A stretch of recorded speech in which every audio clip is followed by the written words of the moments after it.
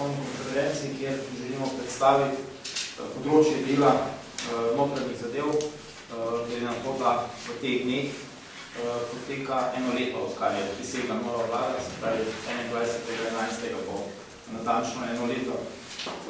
Koalicija in seveda s tem ministrica Vesalova so si v načrtu koalicijskega sporazuma, pogodbi, zadali nekaj obljub povezanih z področjem dela notranjega ministrstva. Pri tem so na prvo mesto postavili področje tako imenovane krepitve operativne avtonomije policije. Sicer dokaj nejasno napisano, kaj to pomeni in kaj se potem predstavljajo. Navedli pa so, da bodo spremenili zakon o policiji, ki bo prispeval k večji operativni avtonomiji policije. Jasno je treba povedati, da v času prejšnje vlade, ko sem bil sam minister, ni prihajalo do nobenih sprememb zakona, kjer bi se kakorkoli krnila avtonomija policije, tako da je policija delovala avtonomno. Nekateri ukrepi, ki pa jih je sedaj sprejela nova vlada, pa nedvomno prispevajo k temu, da se operativna sposobnost policije manjša. Pri tem je treba seveda navesti, da je prva sprememba bil način izbora generalnega direktorja. Tukaj veste sami, koliko zapletov je bilo, kaj se je dogajalo. Skratka, na kratko, policija je bila več mesecev brez generalnega direktorja policije, popolnoma brez potrebe in seveda pri tem se nam je seveda dogajalo to, da se je cel sistem ukvarjal sam seboj. Tudi po nastopu novega generalnega direktorja, brez javnega razpisa, brez nekaterih inštrumentov, ki so prej bili prisotni, se nadaljuje ukvarjanje sistema samega seboj. Zakaj? Preprosto se znotraj ministrstva in policije že nekaj mesecev pogovarjajo o spremembah sistemizacije, o združevanju služb in tako dalje. To v praksi pomeni, da seveda policija in ostale službe imajo veliko manj časa, da bi se ukvarjali z operativnimi zadevami, za katere so si tako močno prizadevali, da jih bi povečali. Z samo reorganizacijo policije bo pa in ministrstva bo pa policija in direktor policije dobil nekatere pomembne pristojnosti na področju kadrovskem, predvsem tem, in seveda tudi na finančnem ter logističnem. Zakaj je kadrovsko področje lahko v neki točki tako problematično? Zato, ker sedaj direktor policije recimo imenuje brez soglasja ministra ali ministrstva nekega komandirja neke policijske postaje in to naroči šefu kadrovske službe. Ko bo kadrovska služba pod ministrstvom, bo lahko takšno naročilo še vedno dal, vendar šef bo odgovoren generalnemu sekretarju, državnemu ministru in če ministrica tega ne bo dovolila, do takšnega imenovanja ne bo prišlo in lahko pride do zelo neprijetnih situacij. Tudi nekateri dogodki, ki se dogajajo v zadnjih dneh, mislim, da so lahko spodbojeni z nekaterimi postopki, ki jih je ministrstvo in policija naredila v zadnjem letu. Kot veste, so v začetku leta prav na hitro ponovno zapustili policista, ki je podrezil prejšnjemu predsedniku vlade.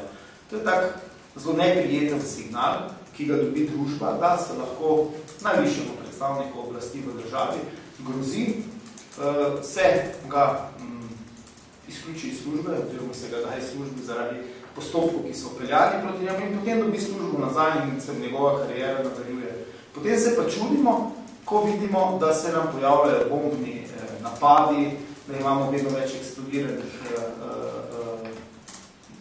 sredstev, ki jih nastavljajo pred druge pomembne inštitucije, bodisi pred sodišča, bodisi pred sodnike, policijske uprave, policijske postaje. Seveda, kriminalci lahko oddaleč gledajo signal. Vlada sprejema nazaj v svoje vrste, v vrste policije, nekoga, ki grozi predsedniku vlade in to ni nič narobe, če grozimo in seveda tudi, če to grožnjo podkrepimo s kakšno bombo ali eksplozivom. In to se nam vedno bolj dogaja, kar je seveda izredno žalostno.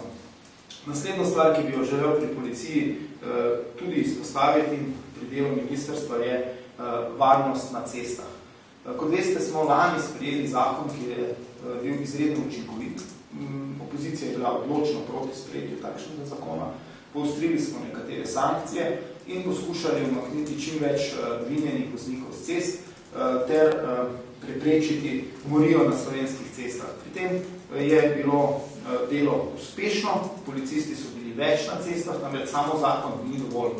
Potrebna je prisotnost policistov na cestah in v lanskem letu je bila nabavljena tudi oprema, s katero so policisti patrolirali tudi po avtocestah, regionalnih cestah in bili posebej opremljeni za posebne vrste prekrškov. V letošnjem letu je teh vozil zelo malo, sedaj v zadnjem mesecu lahko na veliko poslušamo, kako delajo posebne akcije. Te akcije bi morali potekati ves čas. Dogaja se nam pa praktično to, da država in policija ne izvaja vsega, kar bi lahko, ob enakem številu policistov, ki jih ima na razpolago.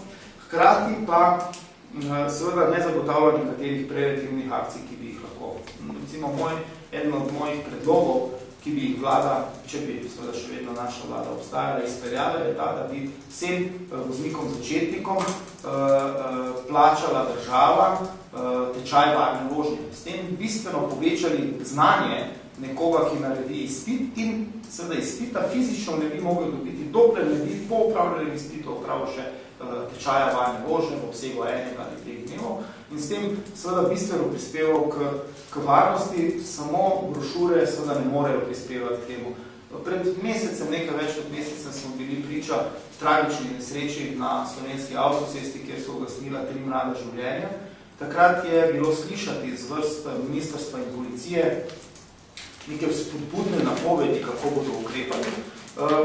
Mesece dni niso bili v stanju pripraviti kakršnega koli zakonskega predloga, ki bi spremenil stanje, ki ga imamo. In osebno menim, da se v mesecu dni da narediti predlog zakona, v katerem bi okarakterizirali prometne nesreče s smrtnim izidom, ki jih povzroči vinjen voznik kot kaznivo dejanje in po možnosti bi lahko to zaostrili s tem, da ni možne pogojne kazni, ampak samo zaporna kazni. Gre za umor. Nekdo v vinjenem stanju umori nekoga drugega, da zato pač uporabi sredstvo avtomobil, ne pa pištole ali pa česa drugega.